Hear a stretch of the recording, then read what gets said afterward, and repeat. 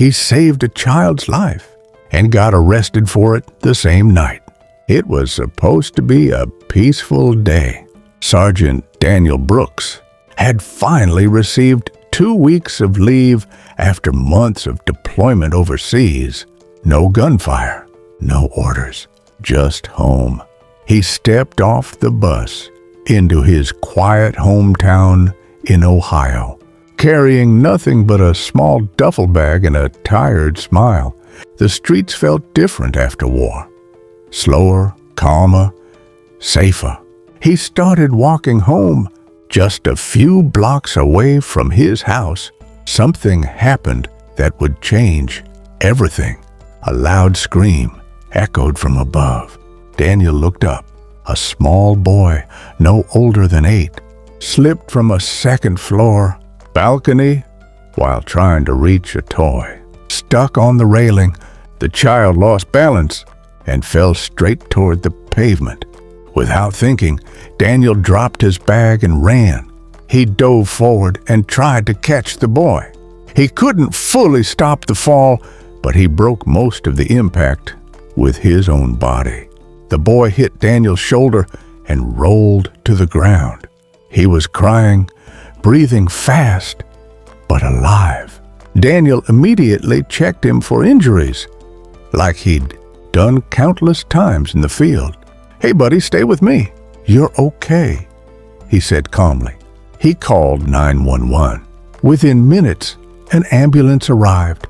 Daniel rode with the boy to the hospital, holding his hand the whole way so he wouldn't panic.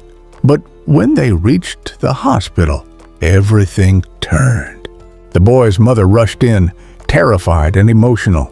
She saw her son on a stretcher, then saw Daniel standing nearby in his uniform. Before anyone could explain, she shouted, "What did you do to my son?" Daniel tried to speak, but fear had already turned into anger. Someone in the crowd whispered, "He dropped him." Another said, "He must have been involved." In that moment, the mother made a decision. She filed a complaint, a legal case, against the very man who saved her child. Within days, the story spread locally. Headlines questioned Daniel's actions. The soldier who had just returned home was now being investigated. He didn't fight back publicly. He didn't yell. He didn't defend himself online. He just waited. Weeks passed. Then the hospital released the security footage. The video clearly showed the boy slipping from the balcony and Daniel running forward, risking his own safety to break the fall. Doctors confirmed if Daniel hadn't been there, the boy's injuries would have been far worse. The case was dropped immediately. The mother came to the courthouse steps the next day, holding her son's hand, tears in her eyes. She stood in front of Daniel. "I was wrong," she said quietly. "You saved him. I was just scared." Daniel looked at the boy, now smiling and holding a small toy soldier. He knelt down and handed it back to him. "You be careful up there, okay?" he said gently. Video created by Subede 1M Rock. The boy hugged him. Daniel never asked for an apology.